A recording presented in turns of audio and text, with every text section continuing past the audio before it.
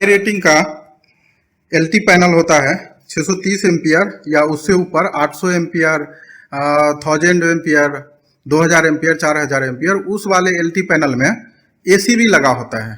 तो आज हम इस एसीबी का क्या क्या पार्ट होता है, उसमें कौन कौन सा पार्ट क्या क्या काम करता है, वो सारा चीज़ हम डिटेल्स में देखेंगे। एसीबी कोई भी हो, ये लीग्रैंड मेक का है। जितना भी एसीबी होता है उसके अंदर जो पार्ट होता है करीब करीब सब एसीबी में कॉमन ही होता है। तो ये मैंने नहीं रखता है कि कौन से कंपनी का एसीबी है। अगर मैं आपको अभी लीग्रैंड मेक का एसीबी दिखा रहा हूँ तो आप ये वीडियो देखना मत छोड़ना। पार्ट सब एसीबी में सेम ही होता है, चाहे एलएनटी का ब्रेकर हो, एयर सर्किट ब्रेकर। एसीबी का फुल फॉर्म होता है एयर सर्किट ब्रेकर। तो एलएनटी का हो या सीमेंस का ब्रेकर हो या एबीबी का हो या स्नाइडर का हो या जो आपके सामने लीग्रैंड का हो, उसमें पार्ट सेम ही होता है। तो उसी पार्ट के बारे में आज हम जानेंगे कि एसीबी में कौन कौन सा पार्ट होता है और किस पार्ट का क्या क्या काम है। तो ये जो फ्रंट में है, ये देखिएगा इस टाइप का दरवाजा लगा रहता है। जब इस दरवाजे को खोलेंगे ना लॉक से तब आपको एसीबी पूरा दिखेगा। अब देखिए ये आपको पूरा ब्रेकर दिख रहा होगा, ठीक है। ये सामने पूरे को एयर सर्किट ब्रेकर बोलते हैं। ACB means air circuit breaker, ठीक है।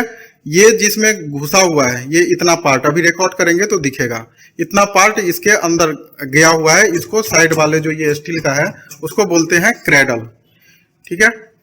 इसके बाद इसके फ्रंट में अगर देखेंगे तो ये रिलीज है, ये ऑफ का बटन है, ये ऑन का बटन है, और ये है हैंडल, स्प्रिंग चार्जिंग हैंडल। इसको जब 6 से 7 बारी ऊपर नीचे करेंगे तो ये स्प्रिंग इसमें फुल चार्ज हो जाएगा। जिसमें मोटर होता है उसमें इस हैंडल का उतना जरूरत नहीं पड़ता है, ठीक। उसके बाद देखिए इसमें अभी ये ब्रेकर ऑफ है इसलिए यहाँ पे 0 आ रहा है। जब ऑन होगा तो ये जैसा ये आई है वो ऐसा सिंबल इधर आने लगेगा, ठीक। उसके बाद देखिए ये ब्रेकर का पोजीशन है, मतलब किस पोजीशन में है। ये देखिए इससे ये क्लियर हो रहा है कि ये सर्विस पोजीशन में है ब्रेकर, ठीक है। अब जब ये वाला जो है ना, ये इंडिकेटर अगर यहाँ रहेगा तो इसका मतलब हो गया ये टेस्ट पोजीशन में है, और जब ये यहाँ आ जाएगा तो ये हो गया डिस्कनेक्टेड पोजीशन। ये जो है ये एयर सर्किट ब्रेकर में लॉक लगाने के लिए है।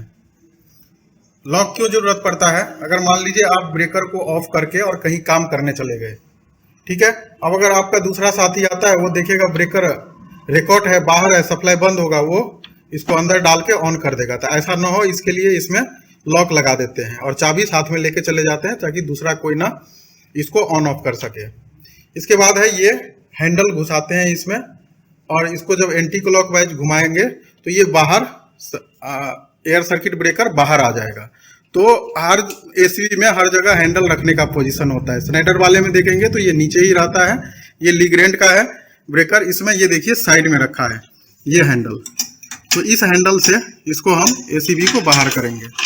ये हैंडल हम निकाल के और इसको हम ऐसे इसमें घुसाएंगे, ये थोड़ा टाइट जाएगा। ये देखिए आवाज आया।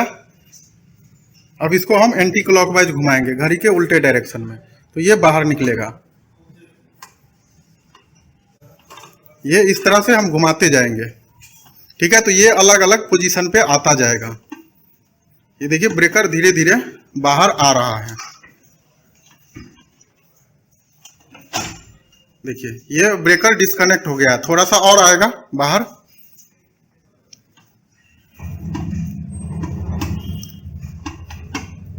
थोड़ा सा और, ठीक है, ठीक है। अभी देखिए ये जो इंडिकेटर है ये टेस्ट पोजीशन पे आ गया। टेस्ट पोजीशन का मतलब होता है ब्रेकर को टेस्ट करने के लिए। तो टेस्ट पोजीशन पे जब ब्रेकर रहता है ना तो वो जो पीछे का पावर कांटेक्ट होता है वो खत्म हो जाता है। केवल ये जो कंट्रोलिंग वाला है ना ये ब्रेकर के साथ कांटेक्ट रहता है।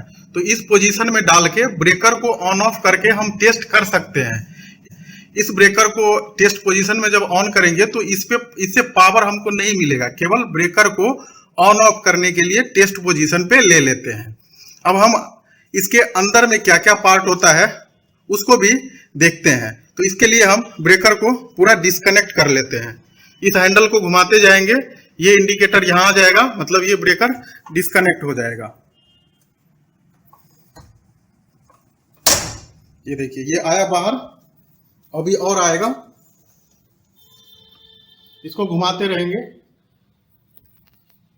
ठीक है। ये हैंडल भी टाइट हो जाता है। उसके बाद क्या होता है, एक कंडीशन आता है जब ये नहीं घूमता है।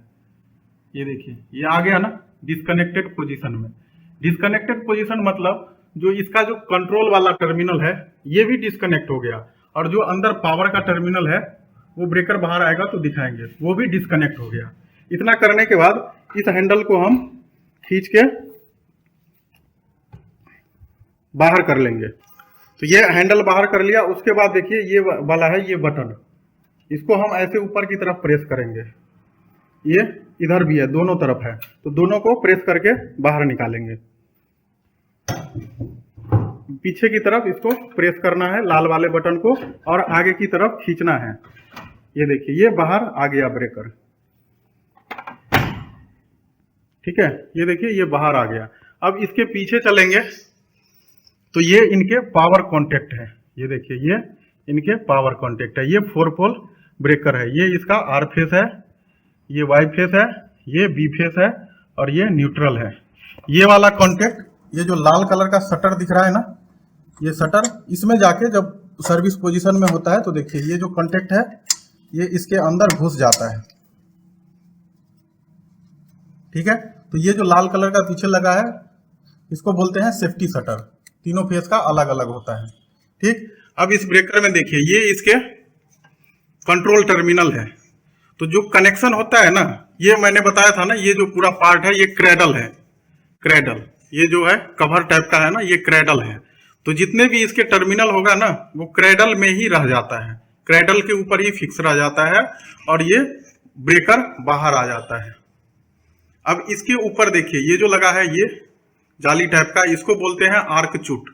तो 4 पोल 4 आर्क चूट है, 1 2 3 और 4। तो 4 आर्क चूट होने का मतलब है ये ब्रेकर है 4 पोल। अब इसका हम कवर खोल के और अंदर देखते हैं अंदर में क्या क्या पार्ट है। तो ये देखिए ये ऐसे कवर खुल गया। आपसे ऐसे पहली बार अगर ब्रेकर खोलेंगे ना तो नहीं खुलेगा।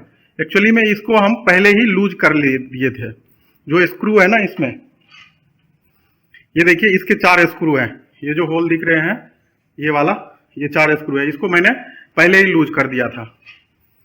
तो अब इसके अंदर देखिए, सबसे पहले तो ये मैंने बताया था ये रिलीज है, मैक्रोलॉजिक कंट्रोलर भी इसको बोलते हैं। रिलीज है, रिले नहीं है, रिले अलग चीज है, रिलीज अलग है। तो ये रिलीज है, इसमें 3 क्वाइल होता है। इसके अंदर देखिए ये वाला जो क्वाइल है जिसमें UVR लिखा है, ये अंडर वोल्टेज रिले क्वाइल होता है, ठीक है। उसके बाद ये शंट है, सॉरी ये सामने वाला क्लोजिंग है। ये कैसे पता, ये इसके ऊपर CC लिखा हुआ है, ठीक है। CC मतलब क्लोजिंग क्वाइल, और उसके पीछे है ST लिखा हुआ, मतलब ये अंदर वाला हो गया शंट क्वाइल, ठीक। अब इन 3 क्वाइलों का मतलब समझिए। ये जो क्लोजिंग क्वाइल है ये ब्रेकर को क्लोज करने में काम आता है। ऐसे आपको यहाँ पे आके दबाना नहीं पड़ेगा, केवल ये TNC आप घुमाएंगे तो ये क्लोज हो जाएगा। क्लोज मीन्स ऑन करने के लिए, और जो ये ST है ये ब्रेकर को ऑफ करने के लिए यूज होता है। कोई फॉल्ट आता है तो ये शंट क्वाइल पे ही आता है। ये देखिए ये साइड से हैंडल इसको हम हटाते हैं तो ये ऐसे दिखेगा। अगर आपको ये देखना है कि ये क्वाइल कैसे खुलता है कैसे बंद होता है तो उसका भी लिंक मैंने डिस्क्रिप्शन में डाला है, उसको देख सकते हैं कि कैसे क्वाइल खोलना है, किस टाइप से खुलने के बाद दिखेगा, वो सारा दिखेगा। तो इसमें देखिए ये CC लिखा हुआ है क्लोजिंग क्वाइल, और इसमें ST लिखा है अंदर वाला शंट क्वाइल, और ये UVR। तो इसमें 3 क्वाइल है। अगर आपसे कोई पूछे कि ACB के अंदर EDO ACB के अंदर कितने क्वाइल होता है तो 3 होता है। एक अंडर वोल्टेज क्वाइल, एक शंट क्वाइल, दूसरा शंट क्वाइल हो गया, और तीसरा क्लोजिंग क्वाइल। ये 3 क्वाइल हो गया। तो शंट क्वाइल का काम हो गया ब्रेकर को ऑफ करना, क्लोजिंग का क्वाइल का काम हो गया ब्रेकर को ऑन करना, और अंडर वोल्टेज का काम हो गया इंटरलॉकिंग के लिए यूज करते हैं। अगर वोल्टेज अगर कम आता है ना, इसका रेंज है देखिए अलग अलग है। ये सिंगल फेस वाला ये क्या बोलते हैं अंडर वोल्टेज रिले है। कुछ आता है कि 415 वोल्ट, तो 415 वोल्ट का रेंज अलग होता है, 380 से 420 या 440 तक होता है, उसमें काम करता है। ये जो है 220 से 250 तक का है, प्लस माइनस 5% रहता है। अगर इससे प्लस माइनस 5% को जोड़ के अगर कम आएगा तो ये कॉइल ऑपरेट नहीं होगा, और ये कॉइल ऑपरेट नहीं होगा तो ब्रेकर ऑन नहीं होगा। ये क्या होता है, इसमें लीवर रहता है, जैसे इस पे वोल्टेज आएगा ये लीवर ऊपर की तरफ चला जाता है और ब्रेकर ऑन हो जाता है। तो इतना तक तो समझ आ गया। अब ये जो है ये पूरा तामझाम स्प्रिंग गियर बॉक्स ये सब आपको दिख रहा होगा। ये देखिए ये वाला इतना पार्ट, इसको बोलते हैं मैकेनिज्म। इसी मैकेनिज्म के जरिए ये ब्रेकर भी ऑन ऑफ होता है। और इसके बाद है ये मोटर लगा हुआ, ठीक है। वैसे तो ये चाइनीज मेक का ही है, ठीक है। चाइनीज सस्ता माल होता है, आजकल तो हर किसी के घर में चाइनीज होगा। देखिए ये मोटर है, ये मोटर का भी रेंज है, एसी मोटर है। मोटर भी इसमें अलग अलग टाइप का आता है। तो ये एसी सप्लाई वाला मोटर है, ये 220 वोल्टेज चाहिए। अब इस मोटर का काम क्या होगा, वही काम होगा जो ये हैंडल को हम हिला हिला के स्प्रिंग चार्ज करते हैं, वही काम ये भी करता है, ठीक है। तो ये मोटर हो गया। उसके बाद इसमें और कुछ बचा, ये है ये वाला पार्ट। इससे जो NONC मिलता है ना ब्रेकर से, NONC वो इसी कॉन्टेक्ट के यही NONC कॉन्टेक्ट है। इसी का वायर यहां से कनेक्ट है, और जब ये सर्विस पोजीशन या टेस्ट पोजीशन में ले जाएंगे तो ये वाला, ये देखिए ये वाला, ये जितने भी पिन है ना ये इसमें जाके घुस जाता है, क्रेडल के ऊपर जो कॉन्टेक्ट लगा है इसके साथ घुस जाता है। तो मेन पार्ट इसके बस यही है। इतने ही चीज पे आपको काम करना है, और इतना ही चीज आपको यूजफुल है, ठीक है। तो साइड व्यू भी देख लीजिए, ये इस टाइप से है साइड व्यू। ये लॉक है, जब ये अंदर पोजीशन पे चला जाएगा ना टेस्ट पोजीशन पे तो ये लॉक हो जाएगा। उसके बाद अगर आप इसको खोलेंगे तो नहीं होगा। उसके बाद इस साइड देखिए, इधर भी ये लॉक है, ठीक है। MDO और EDO ब्रेकर में थोड़े से का अंतर है। जो MDO ब्रेकर होगा वो थोड़ा सस्ता में मिल जाता है। क्यों मिलता है, इसका कारण ये है कि उसमें MDO ब्रेकर में ये मोटर स्प्रिंग चार्ज वाला नहीं लगा रहता है। ये क्लोजिंग कॉइल, शंट कॉइल और अंडर वोल्टेज कॉइल भी उसमें नहीं रहता है। तो उसमें क्या करना पड़ेगा, आपको मैनुअली हर काम करना पड़ेगा। ये ऐसे आपको इसको 6 या 7 बार ऊपर नीचे करेंगे तो ये स्प्रिंग चार्ज हो जाएगा। और ये स्प्रिंग चार्ज का ये इंडिकेटर है, ठीक है। ये कवर जब लगाएंगे तो उसमें आपको बढ़िया से दिखेगा। इसमें तो आपको पता नहीं चल रहा है। ये देखिए ये जो कवर है ये इसमें ये इंडिकेशन आता है कि स्प्रिंग चार्ज है या नहीं है। अब इसमें देखिए, अब इसका क्या है पोजीशन, ब्रेकर ऑन है या ऑफ है। ये आई आ रहा है, आई मीन्स होता है ब्रेकर ऑन। 0 और 1 जो लॉजिक होता है उसी के तर्ज पे इसको बनाया गया है। तो यहाँ पे देखिए ये आई आ रहा है, आई मतलब ये ब्रेकर ऑन है, और यहाँ पे चार्ज लिखा है। इसका मतलब ये हुआ कि स्प्रिंग पूरा चार्ज पे है। और ये ब्रेकर लोड पे चल रहा है कि नहीं चल रहा है वो भी आपको पता चलेगा। ये देखिए ये छोटा सा LED यहाँ पे ये ऑन वाला आ रहा है, इसका मतलब ये ब्रेकर लोड पे चल रहा है। दूसरी बात, इस पे जो है ये लोड भी शो कर रहा है। L1 पे कितना लोड है, L2 पे लोड कितना है, और L3 पे कितना है, और न्यूट्रल पे कितना चल रहा है। तो ये सारी चीज देख के आप बता सकते हैं कि ये ब्रेकर ऑन है या ऑफ है, ठीक है।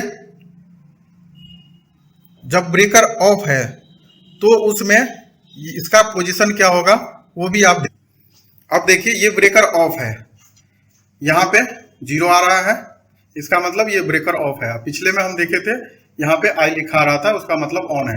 ये ऑफ है लेकिन स्प्रिंग चार्ज है। ये भी ब्रेकर EDO है। तो EDO में क्या होता है, जैसे ही सप्लाई आएगा वो घर घर करके स्प्रिंग चार्ज हो जाएगा। और अगर मैनुअली होगा तो उसमें आपको स्प्रिंग चार्ज करना पड़ेगा। ये देखिए आपको एक MDO ब्रेकर दिखा रहे हैं। ये देखिए ये MDO है, ठीक है। अभी ये चार्ज है, इसको हम ऑफ करते हैं, फिर बिना स्प्रिंग चार्ज हुए ये ऑन नहीं होगा। अभी इसमें देखिए इसमें कहीं भी कोई TNC वेंसी स्विच कुछ भी नहीं लगा है, ठीक है। तो इसको हम जैसे ही यहाँ से प्रेस करेंगे ये ऑफ हो जाएगा। देखिए फिर से इसको हम दबाएंगे, अभी स्प्रिंग चार्ज है तो ये ऑन हो जाएगा। अब देखिए इसका पोजीशन बदल गया, ये यहाँ पे डिस्चार्ज आ गया ना। अब इसको फिर से अगर ऑफ कर देंगे हम तो ऑफ हो गया, अब ऑन करेंगे तो नहीं होगा। अब इसको क्या करना पड़ेगा, स्प्रिंग को चार्ज करना पड़ेगा। तो इसको हम इस तरह से करेंगे, 1 2 3 4 5 6 7 बार इसको ऊपर नीचे करेंगे, चार्ज हो जाएगा। ये इंडिकेशन आ गया। अब इसको पुश करेंगे तो ये ऑन हो जाएगा। तो इस तरह से आप देख लिए इसके क्या क्या पार्ट है। ब्रेकर एमडीओ होगा या ईडीओ होगा, ये आपको अब पता चल जाएगा कौन से पार्ट का क्या काम है, ये भी मैंने बता दिया। और इसमें जो शंट क्लोजिंग कॉइल होता है उसको कैसे खोलना है, ब्रेकर को बाईपास कैसे करेंगे, अगर कंट्रोल सर्किट खराब हो गया, पीएलसी का इंटरलॉकिंग फेल हो गया, चाहे ये क्या बोलते हैं अंडर वोल्टेज कॉइल खराब हो गया, तो उस केस में ब्रेकर ऑन नहीं होगा। तो वो सब जानकारी प्राप्त करने के लिए आप जो ये राइट वाला वीडियो आपके डिस्प्ले पे आ रहा है उसको आप क्लिक करिए, या फिर डिस्क्रिप्शन में लिंक दिया हुआ है वहां से जाके आप देख सकते हैं। वीडियो देखने के लिए बहुत बहुत धन्यवाद।